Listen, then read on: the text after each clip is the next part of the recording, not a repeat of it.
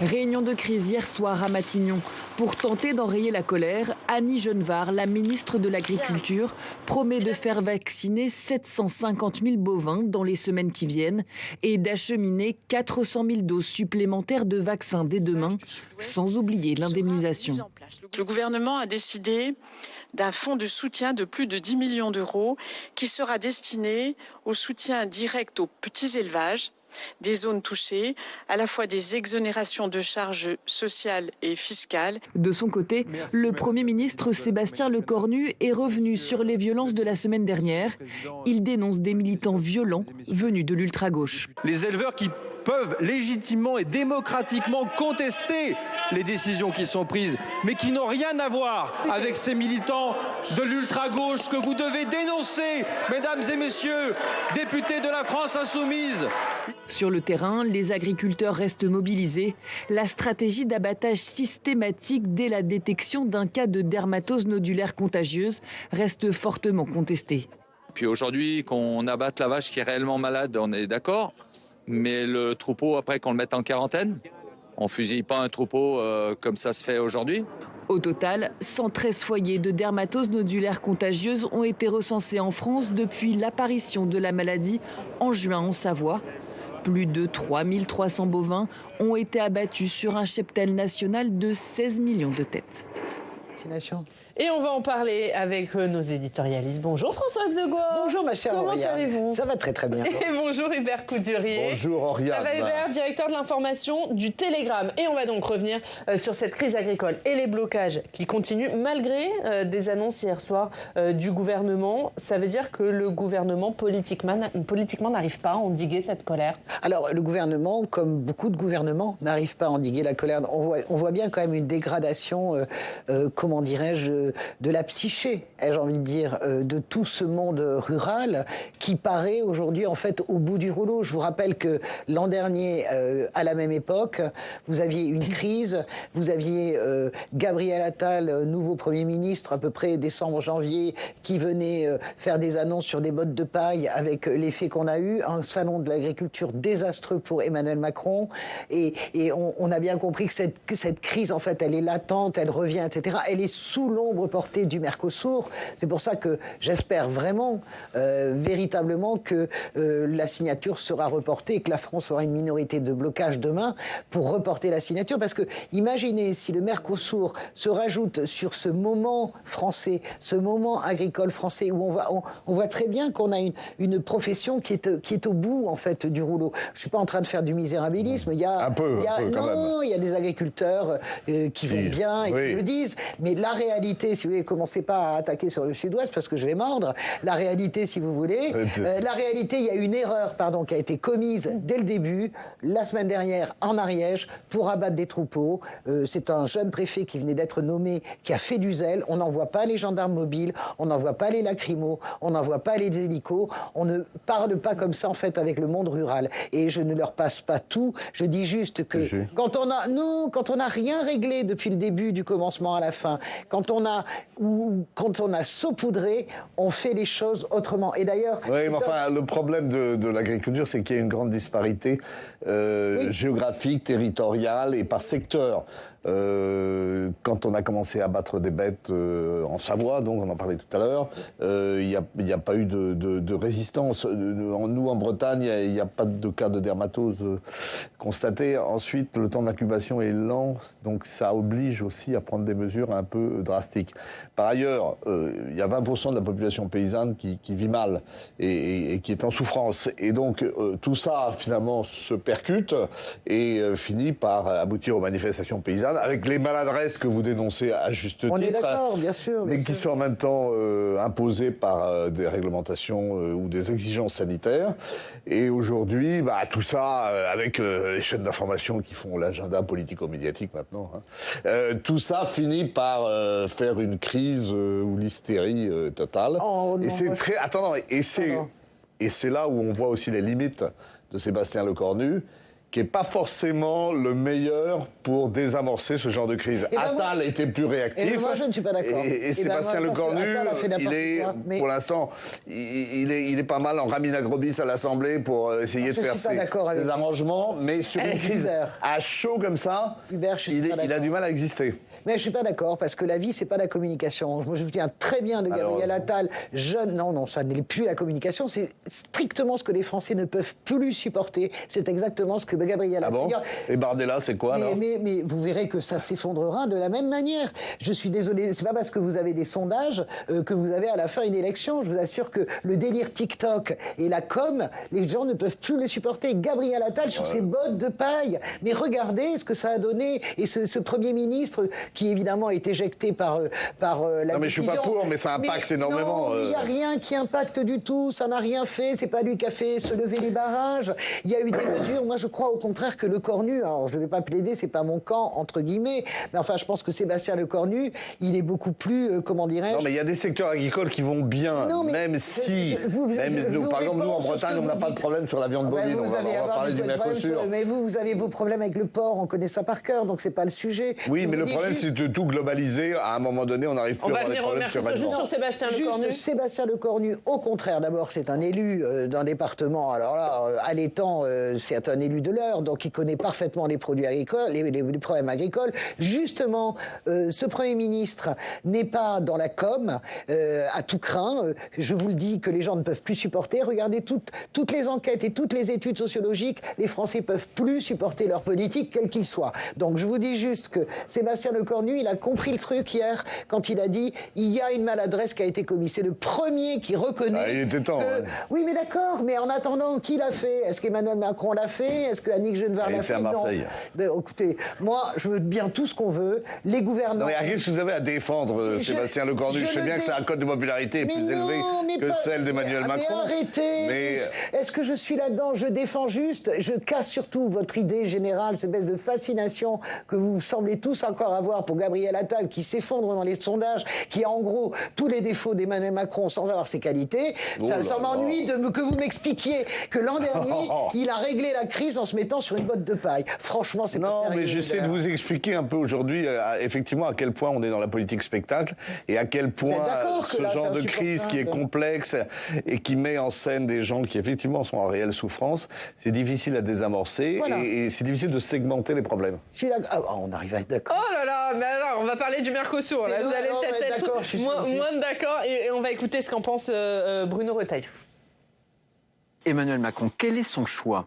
C'est ce qu'attendent les agriculteurs de sa part, de la part du chef de l'État. Parce que quand il est au Brésil, il dit oui, et quand il est à Paris, il dit non. On est en même temps, on est dans le pur macronisme. Ce que je veux redire, je ne suis pas du tout, moi, contre, a priori, les accords de libre-échange. À une condition, c'est qu'ils préservent nos intérêts. À une condition aussi, c'est qu'on n'importe pas, par ces produits-là, des pratiques, des produits qu'on interdit sur le sol national. Hubert, est-ce que Bruno Retailleau a raison de dire que Emmanuel Macron doit clarifier sa position sur le Mercosur, ou est-ce que désormais elle vous paraît claire? Non, mais le problème, c'est qu'on n'est plus en 65. Quand De Gaulle a dit on peut pratiquer la politique de la chaise vide. À l'époque, il y avait 6 pays adhérents de la communauté. La France dominait l'Allemagne. Vous avez bien vu que, puisque l'Allemagne n'était pas réunifiée, vous avez bien vu que là, le petit recul sur l'interdiction des véhicules thermiques par la Commission européenne, c'est sous la pression de l'Allemagne, ça s'est fait. Ouais. Donc aujourd'hui, on est noyé, dilué dans un ensemble à 27. Ça ne veut pas dire qu'on n'a pas encore des marges de manœuvre, des marges de négociation, des capacités à faire des coalitions, donc on va en parler. Mais malgré tout, Emmanuel Macron, effectivement, il a tenu un discours parfois contradictoire là-dessus. Et c'est une négociation qui a été lancée il y a 15 ans aussi. Et donc on se réveille un peu au dernier moment. Oui, alors, moi, je suis absolument d'accord avec ce que dit Hubert, mais justement, c'est un moment clé, le vote de demain au Conseil de l'Europe. C'est un moment clé parce que la France reste quand même, on est d'accord, la plus grande puissance agricole de l'Union européenne. La France pèse quelque chose avec l'agriculture.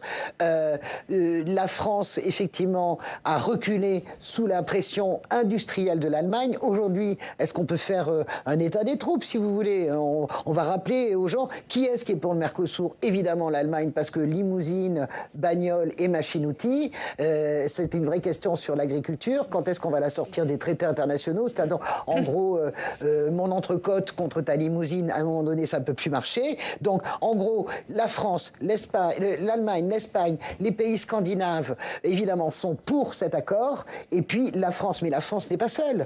Donc, Emmanuel Macron, il zigzague comme toujours, il est au Brésil, à Rome fait comme les Romains, au Brésil fait comme les Brésiliens, c'est-à-dire qu'il est au Brésil il y a 1 mois et demi, il dit « Oh, finalement, cet accord est pas mal, il est chez Lula ».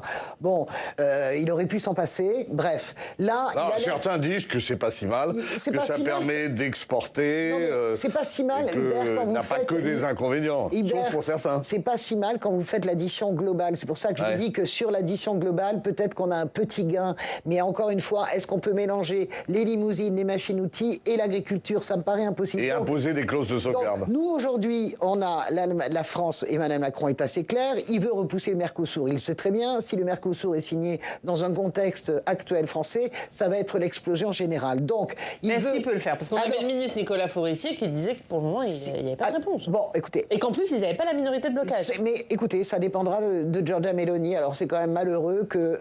Quelle revanche pour les Italiens! Quelle revanche pour les Italiens! Ce pays méprisé qui nous fait la leçon et qui a compris j'ai jamais méprisé les que Italiens. les Français regardaient avec une certaine condescendance et qui aujourd'hui nous disent « Ah, bah dites donc, chez vous, c'est très instable comme pays. Enfin bon, alors que même pendant... Ils ont eu des décennies d'instabilité politique. Je suis d'accord, mais enfin, moi, je regarde pas du tout l'Italie. Vous savez ce que disait Jean Cocteau, hein, les Italiens sont des Français de bonne humeur. Ouais. C'est tout à fait exact. Donc, je veux dire, Giorgia Meloni, avec son poids, avec la pondération, vous savez que la minorité de blocage, ça dépend du nombre d'habitants que vous regroupez, etc.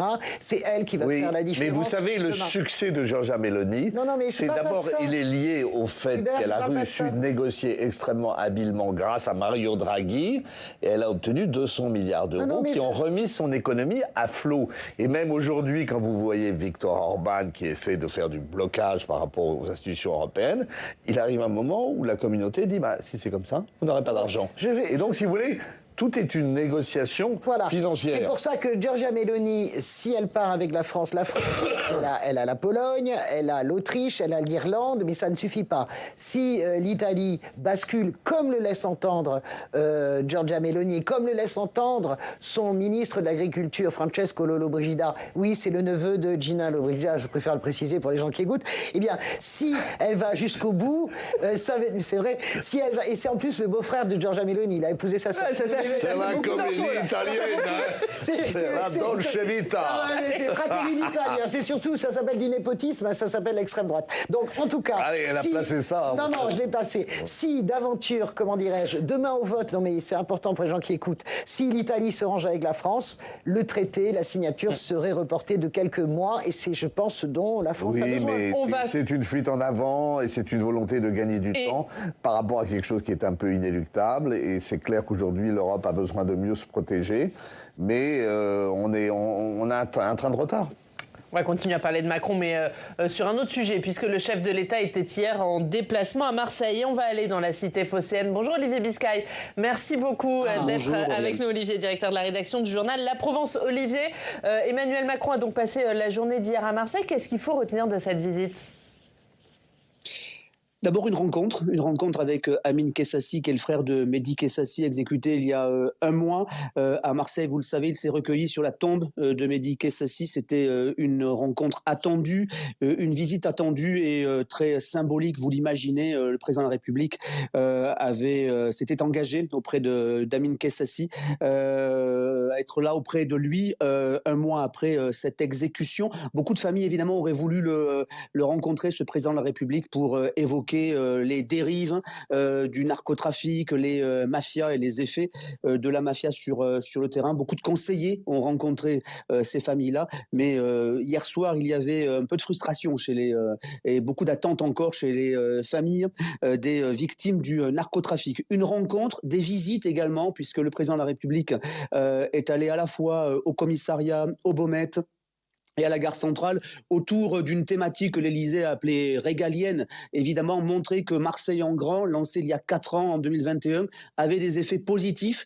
À Marseille, 5 milliards d'euros qui se traduisent sur la sécurité, les Baumettes 3, l'extension de la prison, et puis ce commissariat dans le 13-14 avec le renforcement des policiers. En tout cas, pour l'Élysée, c'était majeur de montrer que là encore, 1 mois après l'exécution de Mehdi Kessassi, l'État régalien est là très présent. Puis montrer aussi que Marseille en grand, qui est parfois décrié par une partie de l'opposition, a eu des effets positifs tout au long de ces 4 dernières années. Et puis une mesure qu'il faut retenir, liée là encore au narcotrafic. Le président de la République a annoncé le passage de 200 à 500 euros l'amende contre les consommateurs de drogue. Là aussi, fil conducteur tout au long de la journée de la visite du président de la République qu'il avait annoncé il y a 1 mois après l'exécution, venir à Marseille et montrer que l'État est présent, ne reculera pas face au narcotrafic. Il l'a répété tout au long de la journée. Olivier Emmanuel Macron qui a également rencontré vos lecteurs, les lecteurs de la Provence. Comment s'est passé ce face aux lecteurs que vous avez animé ? Près de 300 lecteurs, en effet. Alors vous le savez, le président a entamé il y a quelques semaines maintenant un tour des presses quotidiennes régionales. La Provence avait choisi de l'inviter, de l'accueillir pour parler réseaux sociaux, démocratie, jeunesse évidemment, et également d'ingérence étrangère, 300 lecteurs qui l'ont interrogé sur tous ces sujets. Le président de la République a rappelé combien il fallait probablement interdire les réseaux sociaux au moins de 15 ans, et des lecteurs qui voulaient l'entendre également sur cette place des réseaux sociaux à l'école, dans les établissements scolaires, et puis au sein des quartiers, puisqu'une des thématiques évoquées pendant cet entretien portait sur le recrutement des jeunes sur les réseaux sociaux, les violences et les bandes criminelles organisés qui utilisent les réseaux sociaux dans les quartiers et qui utilisent ces réseaux sociaux pour recruter des jeunes. Donc un face au lecteur de 2 heures qui a permis d'aller un peu plus loin sur le sujet. Il restera évidemment maintenant, vous le savez, à aller un peu plus loin dans le concret, des propositions de loi en janvier. En tout cas, le président s'est engagé à aller très loin sur ce sujet. Merci beaucoup Olivier Biscay d'avoir été avec nous, directeur de la rédaction de la Provence. Et on voit votre une, c'est Emmanuel Macron, réseaux sociaux, les interdire aux moins de 15 ans à la une de votre journal. Merci beaucoup Olivier Biscay d'avoir été avec nous. Un mot sur ce Tour de France, Hubert, puisque vous représentez ici la presse quotidienne régionale. C'est un impact, ce Tour de France qu'a entamé Emmanuel Macron avec les lecteurs de la PQR ? Écoutez, nous, on s'y est pas associés parce qu'on n'est pas la voiture balai de la communication élyséenne et qu'on considère que... Vous êtes dur avec vos collègues. Non, mais on considère, si vous voulez, que... Bon, alors si le président vient à Brest, on l'accueillera, évidemment. Mais ça avait commencé avec les Gilets jaunes, et donc on considère que c'est pas non plus notre rôle de se prêter à ce genre d'opération de communication. Pour le reste, c'est vrai que les problématiques qui sont posées sur l'interdiction des réseaux sociaux, les algorithmes, les fake news sont des vrais problèmes. Oui, on ne le conteste pas. C'est important de parler via les lecteurs de la presse régionale aussi. Tout à fait, mais bon, vous savez qu'on n'est pas non plus sur le numérique et les réseaux sociaux. On a une culture, nous, traditionnelle. Hein. Oui. On n'est pas les meilleurs là-dessus. Hein.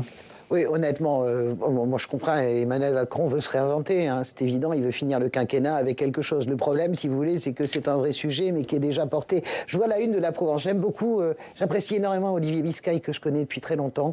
J'aime beaucoup ce journaliste et ce directeur de journal, mais la réalité, si vous voulez faire la une sur les interdire aux moins de 15 ans, j'ai juste envie de pleurer. C'est ce qu'a fait l'Australie il y a 1 semaine. C'est-à-dire que Emmanuel Macron, qui veut se réinventer, va piquer de ci, de là des idées ou des choses qui sont en train d'être faites. Aux États-Unis, on réfléchit par exemple, dans certains États, à la responsabilité pénale des patrons de plateformes en cas de stress et même de suicide d'adolescents. Donc on va très loin. Donc là, il picore. Il en fait, si vous voulez, son sujet pour essayer de remonter et de se réinventer dans ce quinquennat. Mais l'enjeu européen, là, c'est la capacité de l'Europe à bloquer les GAFA. Qu'ils se mettent en scène pour se battre sur le Mercosur et sur les sujets véritablement sur lesquels on l'attend et sur lesquels il a été assez peu présent. La lutte sur le narcotrafic, Marseille en grand. Oui, écoutez, il y a des choses qui ont été faites, mais la réalité, c'est que Marseille en grand, qu'est-ce qui s'est passé depuis Marseille en grand ? Marseille en plan. Ouais, Marseille, non, mais en réalité... Marseille en rade. En réalité, je suis d'accord avec Françoise. Ouais, il y a des choses qui ont été faites, on ne peut pas le contester. Non, même si, entre les annonces de chiffres et la réalité, il y a aussi tout le problème de la technocratie française et de la capacité à dépenser et à investir au bon endroit, au bon moment. Mais le problème, c'est l'immensité des problèmes. Le narcotrafic, c'est une guerre sans fin. On l'a vu, on le voit aux États-Unis, et pourtant c'est un pays très répressif. On l'a vu en Italie. Bon, là, on a annoncé qu'il y a un certain nombre de choses, commissariat, extension des baumettes, gare TGV jusqu'à Nice. Bon, c'est bien, mais cette ville, il y a un quart de la population qui vit sous le seuil de pauvreté, qui évidemment fournit des choufs et de la main-d'œuvre pour les narcotrafiquants. Bon, plus largement, on a quand même intérêt... collectivement, si vous voulez, à ce que Emmanuel Macron ne sombre pas plus encore dans les GN et dans l'enfer des sondages. Emmanuel Macron, qu'on l'aime ou pas, c'est la clé de voûte puisque c'est le président de la République. Donc, je ne sais pas comment on va passer l'année 2026, hein, franchement, vu comme on est parti, mais on ne pourra pas la passer si on a un président de la République l'immensité des problèmes qui continue à chuter. Le problème, il devient tellement inaudible. Il pourrait le problème, c'est qu'il communique. Du SMIC à 2 000 €. Il pourrait se faire oublier un peu. Il communique trop. Les problèmes sont énormes. La France est à un tournant. Elle a besoin d'une reprise en main. Elle veut plus l'entendre sur les problèmes. Notamment en termes de réindustrialisation. Elle veut plus l'entendre sur les problèmes français. Non, mais il faut faire moins de com et travailler plus sur le fond. Et juste sur la lutte contre la guerre lancée contre le narcotrafic, on va écouter le ministre de l'Intérieur, Laurent Nunez, cette semaine. Depuis 2017, il a complètement révolutionné le trafic de la lutte contre le trafic de stupes. C'est lui qui nous a suffisamment, bien sûr. Il nous a demandé de créer l'OFAST, c'est ce qui a été fait. On a décloisonné, on démantèle de plus en plus de réseaux, on a des moyens juridiques, des moyens budgétaires. Avec le projet de loi de 2026 budgétaire, qui j'espère sera voté, on aura 700 emplois supplémentaires, dont 300 qui iront sur la criminalité organisée. Donc on ne lutte des moyens pour l'investigation. On attaque la pieuvre et on essaie de l'attaquer à la tête. On aura avec la loi narco la possibilité de geler administrativement des avoirs, c'est-à-dire que les préfets pourront prendre des décisions de gel d'avoirs contre les narcotrafiquants. Donc on s'attaque évidemment à la pieuvre. Je peux pas. Benoît Payan laisse à penser qu'on s'attaque aux consommateurs. Les consommateurs, oui, c'est un problème. C'est un problème. S'il n'y avait pas de consommateurs, il n'y aurait pas de trafic. C'est juste ce qui est dit.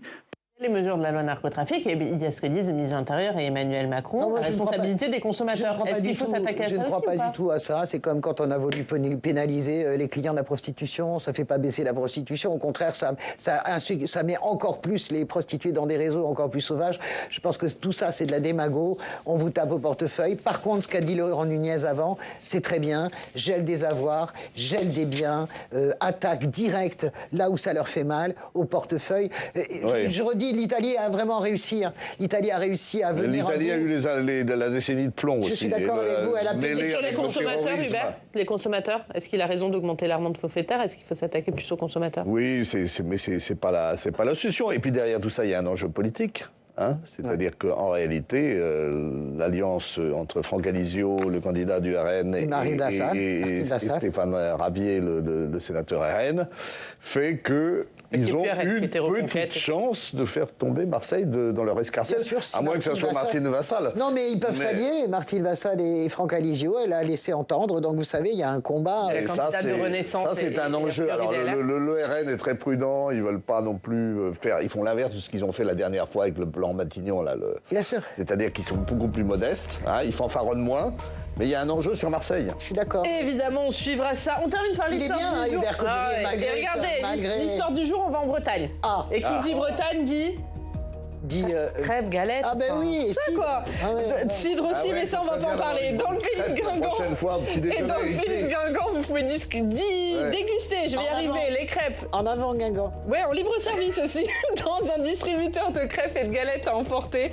Installé 7 jours sur 7, les produits sont préparés le matin, la machine est rechargée à 14h et une fois sortis du distributeur, vous pouvez les consommer pendant 7 jours. C'est à tester quand même. Vous savez qu'il y a Nicolas des Saint-Cast. partout dans le monde qui vendent des crêpes. Non, mais en libre service? Partout. Non mais à l'autre bout du monde, on tombe sur des Bretons. C'est notre arme atomique, la crêpe. Vous en avez déjà mangé en libre service? Oui, moi j'ai tout fait. Bon, bah super. Et depuis lundi, il y a une casse par jour à 1 centime. C'est-à-dire que, hop, si vous avez de la chance, vous tombez sur la crêpe à 1 centime. En avant Guingamp et vive Mason Greenwood. Allez l'OM. Ça, je savais que vous alliez placer ça. Je ne peux pas finir une émission sans parler de l'OM. Nous sommes les deux seules supportrices de l'OM sur l'ensemble de la place de Paris, donc j'en profite. C'est le Sud, l'appel du Sud. Merci Françoise. Passez de bonnes fêtes. On se retrouve l'année prochaine. Merci à tous, mais on se retrouve demain. Très bonne journée.